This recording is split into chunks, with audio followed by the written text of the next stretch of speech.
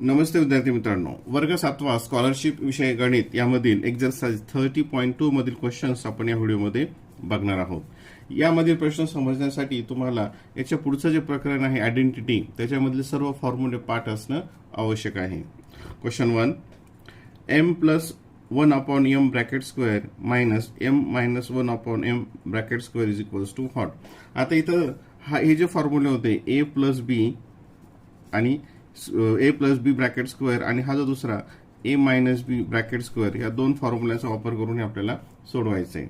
मग आता पहिल्यांदा हा a प्लस बी ब्रॅकेट स्क्वेअरचा फॉर्म्युला काय आहे, a स्क्वेअर म्हणजेच m स्क्वेअर प्लस 2ab म्हणजे 2 इंटू a. आता a ठिकाणी काय येतं m इंटू b म्हणजे 1 अपॉन m. ठीक आहे, प्लस b स्क्वेअर प्लस बी इथं 1 अपॉन एम म्हणजे 1 अपॉन एम स्क्वेअर. ठीक आहे, आता इथं ब्रॅकेटच्या बाहेर निगेटिव्ह साईन असल्यामुळे याचं जे उत्तर असेल त्याचे साईन नंतर चेंज होतील ते ब्रॅकेट काढल्यानंतर. तर आपण डायरेक्टच इथं घेऊयात. आता इथं पहिलं असेल एम स्क्वेअर हे पॉझिटिव्ह असेल, पण आता ब्रॅकेटच्या बाहेर साईन असल्यामुळे तिथं ते निगेटिव्ह असेल एम स्क्वेअर. दुसरं जे आहे याचा काय फॉर्म्युला आहे, ए square minus 2ab plus B square. ठीक आहे, मग आता दुसऱ्याचं उत्तर जे असेल ही मिडल टर्म ही काय असेल, निगेटिव्ह असेल, परंतु हे साईन असल्यामुळे ती काय येईल त्या ठिकाणी पॉझिटिव्ह येईल. ते काय येईल, पॉझिटिव्ह येईल. आणि ते काय येईल, ते 2 इंटू ए इंटू बी म्हणजे 1 अपॉन एम. आता हे प्लस बी स्क्वेअर, परंतु इथं निगेटिव्ह असल्यामुळे ते येईल मग मायनस येईल 1 upon M square 1 upon M square. आता जे लाईक टर्म्स आहेत हे आणि हे लाईक टर्म्स आहेत, तर एम स्क्वेअर हे मायनस एम स्क्वेअर हे कॅन्सल झालं सरळ सरळ. नंतर आता हे प्लस 1 अपॉन एम स्क्वेअर हे मायनस 1 अपॉन एम स्क्वेअर हे आणि हे कॅन्सल झालं. आता या ठिकाणी हे एम आणि हे एम हे कॅन्सल झालं. नंतर हे एम आणि हे एम कॅन्सल झालं. आता याच्यामधून काय उरलं, हे 2 आणि हे plus 2 equals to 4 option number 4. Question number 2, simplify. आता हे असे जे प्रकारचे प्रश्न असतात ही थोडीशी म्हणजे आहेत सोपी, परंतु सोडवत असताना चुकण्याची शक्यता असते. आता इथे सगळ्यात अगोदर काय करायचं असतं, जे मिडल सगळ्यात मधलं जे ब्रॅकेट आहे ते ब्रॅकेट सॉल्व्ह करायचं असतं आणि बाकीचं हे जे इकडचे जे व्हेरिएबल्स आहेत ते जसेच्या तसे लिहायचे असतात. आता आपण काय करूयात, पहिली जी स्टेप आहे याच ठिकाणी घेऊयात. आता ह्या ब्रॅकेटच्या बाहेर हे जे सिंपल ब्रॅकेट आहे त्याच्या बाहेर हे निगेटिव्ह साईन असल्यामुळे याची साईन काय होतील, सगळे चेंज होतील. मग आता या ठिकाणी पुढच्या स्टेपमध्ये इथंच आपण हे साईन एकदा चेंज करूयात. हे जे ए आहे याचं साईन इथे निगेटिव्ह होईल हे ब्रॅकेट काढल्यानंतर. नंतर हे जे निगेटिव्ह आहे हे पॉझिटिव्ह होईल, हे जे निगेटिव्ह आहे हे पॉझिटिव्ह होईल आणि हे पहिलं जे सिंपल ब्रॅकेट आहे ते निघून जाईल. पहिलं सिंपल ब्रॅकेट निघून जाईल. आता इथं काय उरलं ते बघूयात, ए मायनस. हालाकी आणखीन जे क्रिया आहे ते इथं जरी केलं तरी चालतात, पण ते थोडंसं किचकट होईल म्हणून. आता या ठिकाणी हे सी आणि हे सी हे दोन सी झाले इथे. मग हे सी आणि सी हे प्लस आहे आणि हे पण प्लस आहे. मग या ठिकाणी काय होईल, आता इथे यांची ऍडिशन केली तर 2c होईल है ना. पण आपण काय करूया, सगळ्यात शेवटी एकत्रच करूयात. नंतर सगळे हे ब्रॅकेट काढल्यानंतर आपण त्याचे ऍडिशन सबट्रॅक्शन काय असेल ते करूयात. आता हे इथं बी हे पहिलं ए मायनस आणि हे स्क्वेअर ब्रॅकेट हे बी जसंच्या तसं. आता हे कर्ली ब्रॅकेट जे आहे आपण ते सोडूयात. आता याच्या बाहेर निगेटिव्ह साईन असल्यामुळे याचे सगळे साईन चेंज होतील. आता हे इथं सीचं साईन पॉझिटिव्ह आहे ते निगेटिव्ह होईल, एचं साईन निगेटिव्ह झालेलं आहे ते पॉझिटिव्ह होईल, बी इथं पॉझिटिव्ह झालेलं ते निगेटिव्ह होईल आणि हे पॉझिटिव्ह आहे ते निगेटिव्ह होईल. आणि हे इथं हे सी ह्या स्क्वेअर ब्रॅकेटमधलं हे सी. ठीक आहे, हे प्लस आहे जशाच्या तसं. आता या ठिकाणी वाटल्यास हे बघा, हे प्लस बी हे मायनस बी हे कॅन्सल झालं आणि इथे हे मायनस हे निगेटिव्ह सी निगेटिव्ह सी म्हणजे इथं काय होईल याचं, आता बघा ए मायनस हे -1 म्हणजे ते किती येईल, हे ए जसं तसं इथं राहील -3c प्लस ए. आता या ठिकाणी हे ब्रॅकेट आपण काढूयात. ए, इथे हे निगेटिव्ह आहे, हे पॉझिटिव्ह आहे, हे निगेटिव्ह असल्यामुळे साईन चेंज होईल, निगेटिव्ह येईल. हे इथे निगेटिव्ह आहे, हे त्यामुळे साईन हे पॉझिटिव्ह येईल आणि हे पॉझिटिव्ह आहे ते निगेटिव्ह येईल. आता या ठिकाणी हे पॉझिटिव्ह हे निगेटिव्ह हे आणि हे कॅन्सल होईल आणि या ठिकाणी आता हे प्लस जसं तसं राहील, हे प्लस आहे तसंच राहील आणि इथं काय उरलं 3c प्लस ए, 3c प्लस ए. आता हे 3c प्लस ए हे या ठिकाणी दिलेलं आहे ऑप्शन 3 मध्ये, ए प्लस सी. ऍडिशन मध्ये जर क्रम चेंज झाला तर काही फरक पडत नाही. 3a plus 3c, option number 3. Question number 3. What will be the cost of 9x plus 11y books at the rate of 2x minus 3y? आता असं होतं, आपण पाठीमागं सुद्धा पाहिलं होतं की हे आहे नंबर ऑफ बुक्स आणि आहे एका बुकची कॉस्ट, आणि याची जर समजा आपल्याला कॉस्ट टोटल कॉस्ट करायची असेल तर काय करावं लागतं, या दोघांचा मल्टिप्लिकेशन करावं लागतो. काय करावं लागतं, या दोघांचा मल्टिप्लिकेशन. आता बघा इथे हे मल्टिप्लिकेशन करत असताना इथं 9x प्लस 11y स्क्रीनमध्ये मल्टिप्लाय 2x मायनस 3y. आता हे आपण इथं हे जे फर्स्ट टर्म आहे 9 तुझा 18x स्क्वेअर, 18x स्क्वेअर कुठं प्रत्येक ठिकाणीच आहे. ठीक आहे, आपण प्रत्यक्ष करूयात. 9 तुझा 18x स्क्वेअर आणि हे काय येईल प्लस 22xy, 22xy. आता ह्या मायनस 3y ने याला मल्टिप्लाय केलं, हे 9 3 जा 27 आणि हे काय येईल निगेटिव्ह 27xy आणि हे negative 33y square, 33y square. आता इथं हे 18x स्क्वेअर आणि हे इथं 22, हे plus 22 minus 27.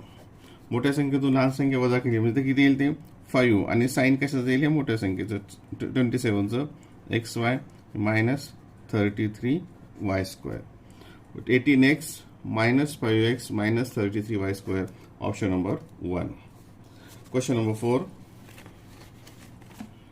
If x is a non-zero number, then the opposite of x is dash. x is non-zero. Non-zero म्हणजे काय, तो पॉझिटिव्ह असेल किंवा निगेटिव्ह असेल, पॉझिटिव्ह असेल किंवा निगेटिव्ह असेल.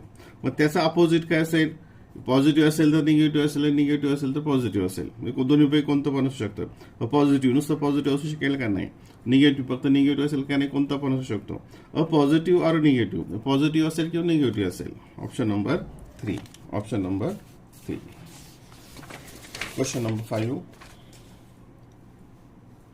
Write the remainder if twice of 5b plus a is subtracted from this. म्हणजे कशामधून काय सबट्रॅक्ट करायचं, याचा ट्वाइस कशातून सबट्रॅक्ट करायचा आहे, फ्रॉम दिस, ह्यामधून तो सबट्रॅक्ट करायचा आहे. मग अगोदर ही टर्म आपण इथं लगेच मल्टिप्लिकेशन अगोदरच करून घेऊयात, म्हणजे जास्त स्टेप येणार नाही.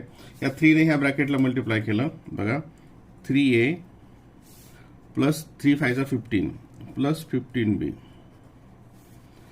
आता मायनस काय करायचं आहे, इफ ट्वाइस ऑफ दिस, हाचा ट्वाइस. आता इथं जेव्हा मायनस येईल ब्रॅकेटच्या बाहेर तेव्हा याची साईन काय होतील, चेंज होतील, याची साईन आपोआप चेंज होतील. त्यामुळे इथं ब्रॅकेट न टाकता डायरेक्ट याचे दोन्हीचे साईन चेंज करतो. आता याला 2 ने मल्टिप्लाय करायचं, 2 5 जा 10, इथं प्लस आहे ते मायनस होईल 10b, इथं प्लस आहे ते मायनस येईल 2a. ठीक आहे. आता इथं हे 3a आणि 2a, 3a मायनस 2a काय येईल a, आणि इथे 15b मायनस 10b ते काय येईल प्लस 5b, प्लस 5b म्हणजेच a प्लस 5b. आता इथे तसं नाही आहे, इथं काय केलं मग परत, आता a प्लस 5b हे इथे दिले, 5b अगोदर घेतला आणि a नंतर घेतलं. Option number 3. Question number 6. How many hours will take to cover the distance x plus 120 km with the speed 40 km per hour? आता सरळ सरळ आहे हे. इथं काय काढायचं आपल्याला, टाइम काढायचा आहे. मग टाइम साठी काढण्यासाठीच फॉर्म्युला काय, डिस्टन्स अपॉन स्पीड. हा फॉर्म्युला तुम्हाला माहिती आहे, distance upon speed equals to distance किती आहे, x प्लस 120. आणि स्पीड ऑफ किती आहे 40 किलोमीटर्स पर आवर. हे किलोमीटरमध्ये आहे, हे किलोमीटरमध्ये आहे, युनिटचा काही संबंध नाही. आता इथं 40, हे जे 4 जेव्हा वरचं प्लस साईन असतं तेव्हा हे 40 याला पण डिवाइड असतात आणि याला पण डिवाइड असतात. मग या ठिकाणी आता इथं असं नाहीये म्हणून बघा x अपॉन 40 प्लस 120/40 दोन्हीला पण डिवाइड होत असतात. आता इथं तर काही होत नाही, तसंच राहील x अपॉन 40 प्लस हे 0 गेलं, हे 0 गेलं आणि 4 1 जा 4, 4 2 जा 8, 4 3 जा 12, x upon 40 plus 3, x upon 40 plus 3. Option number 4. Option number 4. Question number 7. After X years, Raju will be Y years old. What was his age 3 years back? आता X वर्षानंतर त्याचं वय Y होईल. आता हे वाक्य समजून घ्या. X वर्षानंतर राजूचं वय Y होईल. मग सध्या किती असेल? Y minus X. सध्या किती असेल मग? Y. X वर्षानंतर त्याचं Y होईल. तर मग सध्या काय असेल? Y minus X. आणि what was age 3 years back. आणखीन 3 वर्षापूर्वी काय होईल? मग आणखीन त्याच्यामधून -3 करावं लागेल. आणखीन -3 म्हणजे काय येईल? y minus x minus 3. Option number 4. Option number 4. Question number 8. X years ago, X वर्षापूर्वी, the difference between the ages of Hari and Sadhu was Y years. Then after Z years, what will be the difference between their ages? X वर्षापूर्वी हरी आणि साधू यांच्या वय जे आहे किती difference होता त्यांचा? Y years. Y वर्ष त्यांचा डिफरन्स होता. आफ्टर झेड इयर, झेड वर्षानंतर त्यांच्या वयातील डिफरन्स किती असेल? आता इथं बघा, नेहमी कोणत्याही दोन व्यक्तीच्या वयातला हा जो फरक आहे, डिफरन्स, हा नेहमी कॉन्स्टंट असतो. कारण दोघांची वय वाढत असतात. समजा एखाद्याचं वय आज 10 वर्ष आहे आणि एखाद्याचं 15 आहे, म्हणजे याच्यातला फरक किती आला? दोघांच्या वयातला 5 वर्ष, 5 इयर्स. आणखीन 10 वर्षानंतर हा किती होईल? हा 20 होईल, हा 25 होईल आणि हा डिफरन्स किती असेल? 5 इयर्स. त्याच्यामुळे हा डिफरन्स कधी बदलत नाही. म्हणजे Y years is the difference. Option number 2. Option number 2. Question number 9. आता इथे बघा, if 103 into 97 minus 105 into 95 equals to x square, then find the value of x. अशा उदाहरण आपण शाळेच्या पुस्तकामध्ये सोडवलेले आहेत. आता या ठिकाणी आपल्याला कोणता यूज करायचा आहे? इथं मल्टिप्लिकेशन आहे, इथं मल्टिप्लिकेशन आहे. याला कशामध्ये कन्वर्ट करायचं आहे? 100 मध्ये. हे 100 मध्ये. अशी उदाहरणं आपण शाळेच्या पुस्तकामध्ये सोडवलेली आहेत.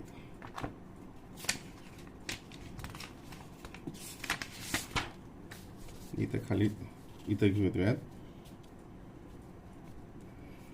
बघा. आता इथे ह्या 100ला कसं लिहिणार आपण? 103 ला 100 प्लस 3. याला काय लिहिलं? 100 प्लस 3. आणि हे काय येईल? 100 मायनस 3. याला 100 मायनस 3. नंतर मायनस इथे 100 प्लस 5 आणि हे 100 minus 5 equals to X square. Equals to X square. आता यासाठीचा कोणता फॉर्म्युला आहे? एकदा प्लस आणि एकदा मायनस, म्हणजे कोणता? ए स्क्वेअर मायनस बी स्क्वेअर. ए स्क्वेअर मायनस बी स्क्वेअरचं उत्तर काय येतं? ए प्लस बी आणि ए मायनस बी. म्हणजेच याचं काय येईल? आता हा जो आहे हा भाग, याचं काय असेल? इथं आपण याला आणखीन एक ब्रॅकेट टाकूयात, म्हणजे आणखीन सोपं जाईल. हे ए इथं काय आलं? 100 स्क्वेअर मायनस 3 स्क्वेअर.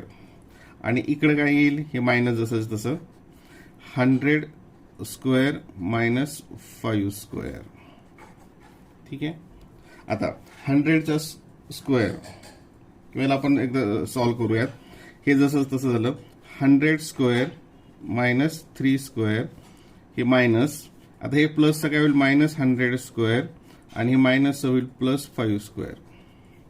हे 100 स्क्वेअर, हे 100 स्क्वेअर, हे प्लस आणि हे मायनस कॅन्सल झाले. आता या ठिकाणी मायनस 3चा स्क्वेअर काय आला? 9. हे आलं 25.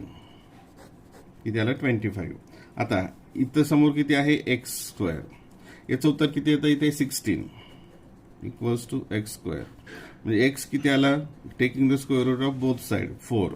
आता याच्यामध्ये इथं 4 नाही आहे, म्हणजेच काय येईल? मग यालाच आपण कसं लिहू शकतो? Square root of 16. Square root of 16 म्हणजेच काय 4. म्हणजे option number 1. Option number 1. Question number 10. Which of the following expression is not equals to P minus Q plus R? याच्यातलं कोणतं एक्सप्रेशन याच्याशी इक्वल नाही. आता इथं सबट्रॅक्शन ऍडिशन म्हणजे इथं मल्टिप्लिकेशन नाही, त्याच्यामुळे त्यांनी काही फरक पडत नाही. आता इथं फक्त एक लक्षात बघा, इथं क्यूचं साईन निगेटिव्ह आहे, म्हणजे इथं सुद्धा क्यू निगेटिव्ह पाहिजे आपल्याला. इथं सुद्धा काय पाहिजे, क्यू निगेटिव्ह पाहिजे. इथं क्यू पॉझिटिव्ह आहे, इथं क्यू निगेटिव्ह आलं या ठिकाणी. क्यू निगेटिव्ह आणि दुसरे काय पाहिजे, positive. Which of the following is not equals म्हणजे याच्याशी इक्वल नसलेले. आता इथं क्यू निगेटिव्ह हे सारखेच आहे आणि हे दोन पॉझिटिव्ह, पण क्यू निगेटिव्ह कुठं नाही, तर 1 मध्ये. म्हणजे हे याच्याशी इक्वल असलेलं कोणतं असेल, option number 1. Option number 1. Question number 2, 11. Which of the following are the factors of polynomial 2x minus 3 bracket cube आणि प्लस 125. आता या ठिकाणी आपल्याला कोणता फॉर्म्युला यूज करायचा आहे, हा ही identity A cube minus B cube equals to A plus B, sorry इथं मायनस असेल तर मायनस असतं, ए मायनस बी आणि A square plus A B plus B square. या फॉर्म्युल्याचा आपल्याला या ठिकाणी वापर करायचा आहे. आता या ठिकाणी इथे मग आता हे बघा, हे झालं ए आणि हे झालं बी. हा भाग झाला ए आणि हा भाग झाला बी. मग आता इथं काय येईल सुरुवातीला, 2x मायनस 3 क्यूब मायनस आणि हे 1 याचा क्यूब रूट काय तर 125चा 5 क्यूब. म्हणजे आता यामध्ये हा भाग झाला ए, हा भाग झाला बी. मग आता इथं ए मायनस बी म्हणजे 2x मायनस 3, 2x मायनस 3 हे ए झालं आणि बी किती आहे, हे मायनस हे 5. आता इथं फक्त ह्याच टर्मवर आपल्याला उत्तर शोधता येतं. हे सोडूयात खाली. 2x हे किती आलं, 2x मायनस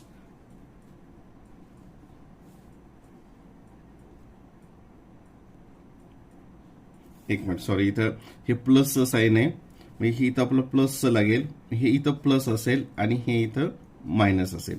या फॉर्म्युला इथं हा इथं मायनसचं घेतलं गेलं, कारण आता आपण अगोदरचे जे उदाहरण सगळे मायनसचे होते. म्हणजे ह्या ठिकाणी हे प्लस आहे, मग इथे पण प्लस असेल आणि इथं मायनस असेल. मग आता इथं काय येईल, हा साईन इथं प्लस असेल. मग आता मायनस 3 प्लस 5 ते काय येईल, प्लस 2. आता 2x प्लस 2 2x प्लस 2 याच्यामध्ये कुठं दिसतं इथे, तर आता इथं काय केलं त्यांनी, हे जे 2x प्लस 2 याच्यामध्ये 2 बाहेर काढलं कॉमन 2 आणि इथे काय आलं x आणि त्याला 2 ने डिवाइड केलं म्हणजे त्याला 1. पहिली टर्म जी असेल ती काय असेल, 2 in bracket x plus 1, 2 in bracket x plus 1. फक्त याच ठिकाणी आहे, त्यामुळे पुढचे करायची इथे गरज नाही. आणि जरी करायचं असेल तर तुम्ही ते स्वतः करू शकता. इथं ए मध्ये 2x मायनस 3 ची व्हॅल्यू ठेवायची, नंतर या ठिकाणी मायनस ए मध्ये ए ची व्हॅल्यू ठेवायची, त्याला 5 ने मल्टिप्लाय करायचं आणि बी मध्ये इथं 5चा स्क्वेअर असेल तो 25 आणि इथं कॅन्सलेशन होऊन येतं. Option number 1. हे प्रत्यक्षात तुम्ही करून बघा. Question number 12. Which of the following are the factors of 2x minus 5 cube minus, आता इथं मायनसचं साईन आलं 64. म्हणजे आता या ठिकाणी आपल्याला कोणता फॉर्म्युला वापरावा लागेल, ए क्यूब मायनस, आपण तो वर सुद्धा इथं म्हणजे इथे प्लस असताना इथं मायनस घेतलं होतं, म्हणजे सुरुवातीला तो गोळ झाला. आता इथं मायनस वापरावं लागेल बी क्यूब.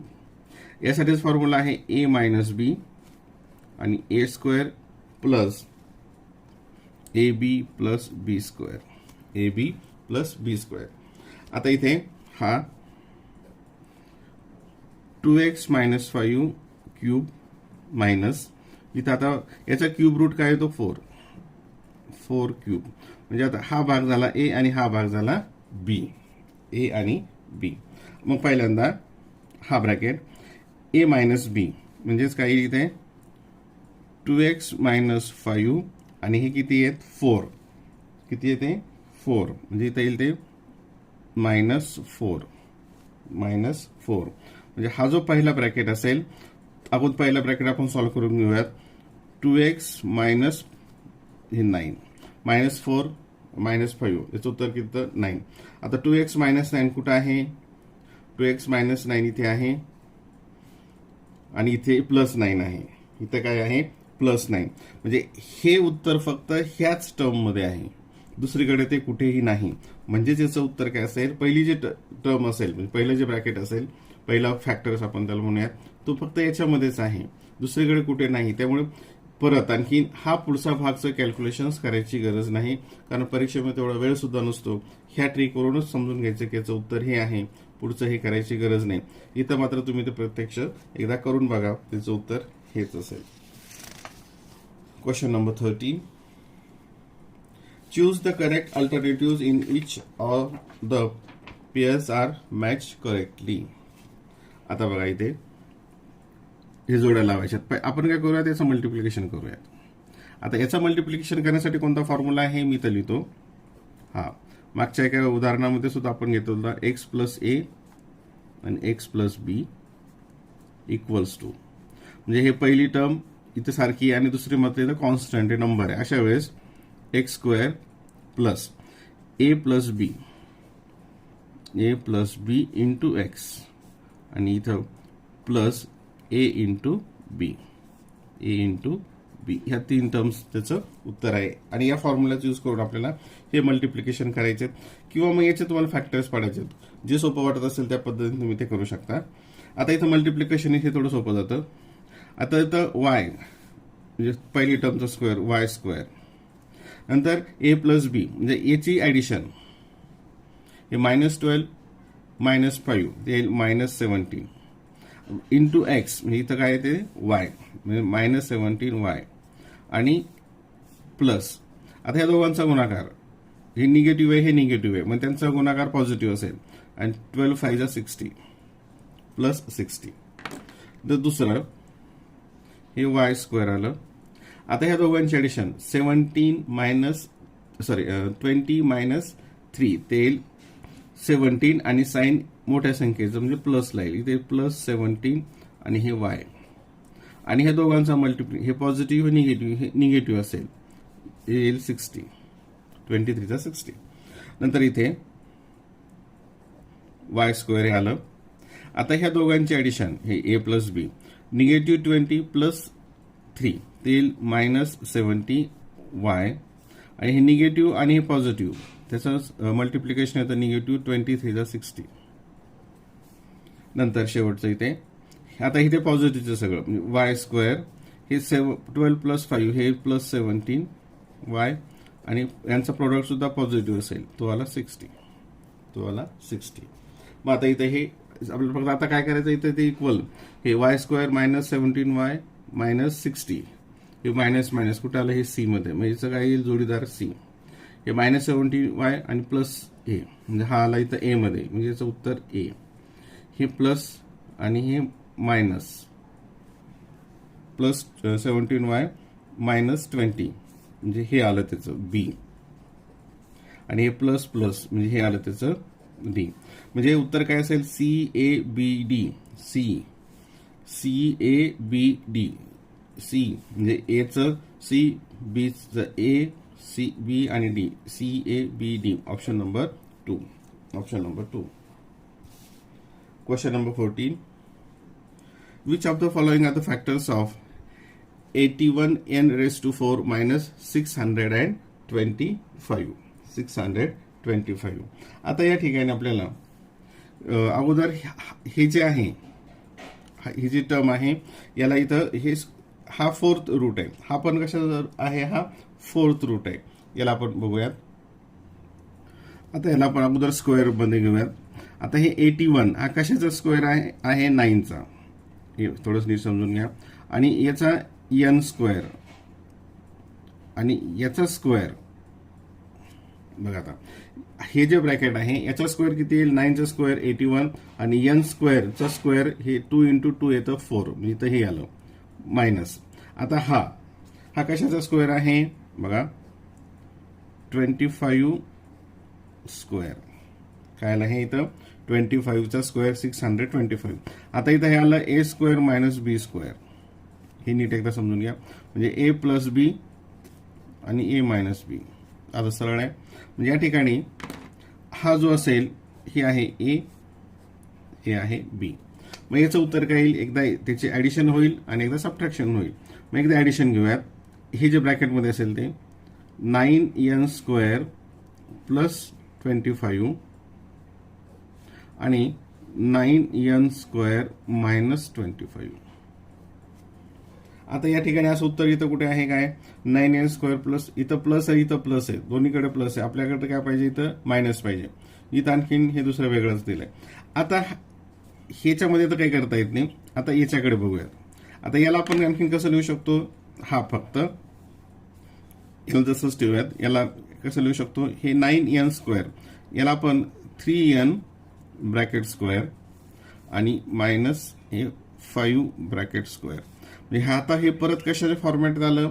ए स्क्वेअर मायनस बी स्क्वेअर. हे कशामध्ये आलं? परत आणखीन ए स्क्वेअर मायनस बी स्क्वेअर. मग याचं उत्तर काय येईल? एकदा याची ऍडिशन येईल ए प्लस बी आणि एकदा ए मायनस बी. म्हणजे आता याच्याऐवजी आता हे जसं तसं खाली लिहूयात. 9n स्क्वेअर प्लस 25 याचं ए मायनस बी म्हणजे 3n प्लस 5 आणि ए मायनस बी म्हणजे 3n मायनस 5. म्हणजे कुठं आलं ते? हे option number 3. Option number 3. Question number 15. Factorize the following expression and choose the correct alternatives for 27x cube minus 64 upon x cube.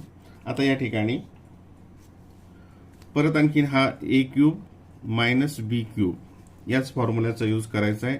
आणि त्याचा काय फॉर्म्युला आहे? ए मायनस बी आणि A square plus A B plus B square हा फॉर्म्युलाचा use करून हे आपल्याला सोडवायचं आहे. पहिल्यांदा आपण याला क्यूबच्या फॉर्मॅटमध्ये मांडून घेऊया. हे 27चा क्यूब रूट काय येतो? 3 आणि हे एक्स आणि याचा क्यूब हा आला आता 27, हे मायनस या ठिकाणी हे 4 आणि हे एक्स चा क्यूब. म्हणजे आता या ठिकाणी हे झालं ए आणि हे झालं बी. ए आणि बी. आणि याचं हे करताना पहिल्यांदा ए मायनस बी म्हणजे पहिला ब्रॅकेट जो असेल किंवा पहिला फॅक्टर जो असेल आपला पहिला फॅक्टर्स तो असेल ए मायनस बी म्हणजे 3x मायनस 4 अपॉन एक्स. पहिलं काय असेल? 3x minus 4 upon x. आता असा पहिला फॅक्टर कुठे आहे? या ठिकाणी 3x मायनस 4 अपॉन एक्स. आणि इथे पण दिलाय 3x मायनस 4 अपॉन एक्स. आता इथं अशा वेळेस मग आता परत पुढचं हे मल्टिप्लिकेशन करायची गरज आहे काय? तर बघूयात. आता ह्या टर्म मध्ये इथं काय दिलंय? हे प्लसचं साईन आहे आणि हे पण प्लसचं साईन आहे. इथे हे मायनसचं साईन आहे, हे इथं मायनसचं साईन आहे. आता इथं जेव्हा असेल तर हे दोन्ही काय साईन असतात? इथं प्लसचे साईन असतात. इथं काय असतात? दोन्ही प्लसचे साईन असतात. त्यामुळे हे निगेटिव्ह साईन असलेलं, हे निगेटिव्ह साईन असलेलं येणार का? नाही. तर इथं जे सेकंड म्हणजे हे जे दुसरा फॅक्टर असेल ह्या फॅक्टरचे ही इथं दोन्ही प्लस असेल. हे दोन्ही प्लस कुठे आहे? फक्त यामध्ये. म्हणजेच कोणतं येईल असायचं? Option number 2. Option number 2. म्हणजे प्रत्यक्ष त्याला कॅल्क्युलेशन करायची ते गरज नाही.